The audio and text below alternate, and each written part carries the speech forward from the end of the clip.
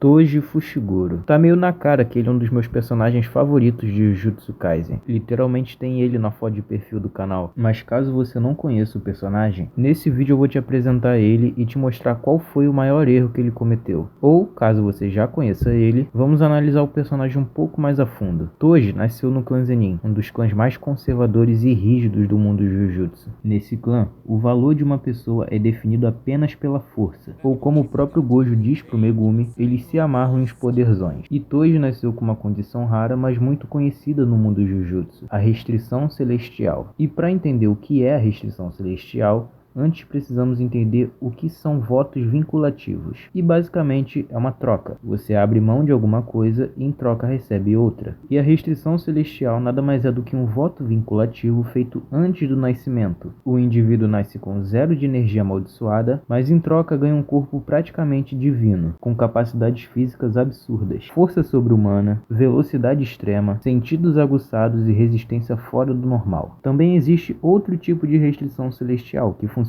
de forma oposta. O indivíduo nasce com um corpo extremamente frágil e debilitado, mas em troca ganha uma quantidade gigantesca de energia amaldiçoada. Toji nasceu com o primeiro tipo. E aí você imagina, nascer sem talento para Jujutsu dentro de um clã onde basicamente tudo gira em torno do poder. Toji sofreu muito dentro do clã Zenin, sendo desprezado, humilhado e maltratado pela própria família. E a crueldade conseguia chegar em um nível absurdo. Toji foi jogado vivo em um poço cheio de maldições, ainda criança, apenas por ser considerado imperfeito pelo próprio clã. E o pior é que ele não tinha energia amaldiçoada, não tinha armas ou outra qualquer forma de se defender, apenas as suas mãos. Inclusive, foi nesse momento que ele ganhou sua cicatriz na boca. E é desse ambiente absurdo que mais tarde nasceria o homem conhecido como Matador de Feiticeiros. Agora que você sabe o passado do personagem, vamos pro começo da segunda temporada de Jujutsu Kaisen. Toji nos é apresentado como um assassino de aluguel, contratado para matar receptáculo estelar do Tengen, Rico Amanai. E quando Toji aparece pela primeira vez e conversa com seu parceiro de negócios, ele pergunta: "E como está o Megumi?" E Toji diz: "Quem era esse mesmo?" Se mostrando alguém totalmente frio, que não se lembrava nem mesmo do seu próprio filho. E ainda nessa questão da família do Toji, a gente sabe muito pouco sobre a mulher dele e mãe do Megumi. O que aparenta é que ela era uma das poucas, se não a única pessoa que tratava o Toji bem e conseguia trazer um lado um pouco mais humano dele. E a missão que ele aceita de matar a Amanai, tendo que enfrentar o Gojo no processo, é muito simbólica. Toji, que a vida toda foi desprezado por não ter energia amaldiçoada, seguiu uma carreira, criou uma fama por matar aqueles que conseguiam usar Jujutsu, aqueles que eram glorificados por fazer o que ele não conseguia. E ele foi fazendo isso até chegar no topo do mundo Jujutsu, que era o Gojo. E esse é o diferencial de Toji e Maki. Toji luta e mata para provar não só para ele mesmo que ele é sim forte, mas também para poder esfregar na cara daqueles que duvidaram dele. Já Maki, quando desperta, prova pro clã Zenin que ela era forte, exterminando todos sem se importar. Tanto é que tem aquela frase do Hanta de que o clã Zenin só existia por causa de um capricho do Toji. Mas diferente dele, a Maki foi lá e destruiu todos sem ligar pro que eles pensavam. Toji queria validação. Lá no fundo, ele queria que sua força fosse reconhecida. E depois de derrotar Gojo, matar Amanai e também derrotar o Geto, ele diz: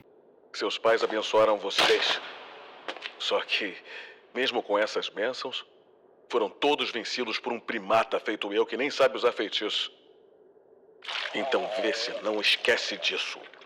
E ele diz isso para provar o ponto dele, de que mesmo alguém como ele, que aos olhos do mundo Jujutsu, aos olhos do clã Zenin, era alguém fraco, podia surpreender. Então mais um trabalho concluído, e quando Toji estava indo embora, aparece Gojo, renascido e agora mais poderoso do que antes. Então Gojo ataca o Toji com o vermelho, ele se recupera e se levanta pronto para atacar. Porém, antes de atacar, Toji pensa, tem algo de errado. Isso eram os instintos do Toji dizendo para ele que contra aquele Gojo ele não conseguiria vencer. Porém, novamente o orgulho, a necessidade de se provar ser alguém forte fala mais alto que seus instintos, e Toji, depois de ser acertado pelo vazio roxo, diz: "Eu me recuso a trabalhar de graça.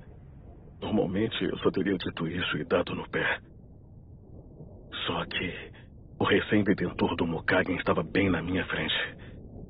Ele era provavelmente o feiticeiro mais poderoso da atualidade.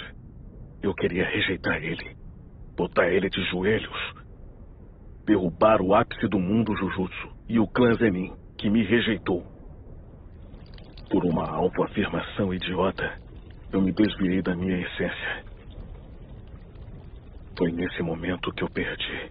Onde ele reconhece que ele foi orgulhoso, que ele quis ir além do que ele conseguia, e foi nesse momento que ele perdeu. E é já nos seus momentos finais que ele se lembra da sua esposa e do seu filho, vendo que foi isso que ele perdeu quando decidiu seguir esse caminho para alimentar esse ego. Então Gojo pergunta, últimas palavras? E Toji de primeira diz, não, mas então lembrando do rosto do seu filho e não querendo que ele passe pelo mesmo que ele passou, confia o Megumi ao Gojo. E respondendo o título do vídeo, o maior erro do Toji foi seu orgulho, essa necessidade de querer se provar, de querer ser alguém nesse mundo da feitiçaria. Ele praticamente estava vivendo sob a perspectiva daqueles que o odiavam e o desprezavam. Se ele tivesse deixado esse orgulho de lado e dado valor àqueles que realmente o amavam, a vida dele teria sido completamente diferente.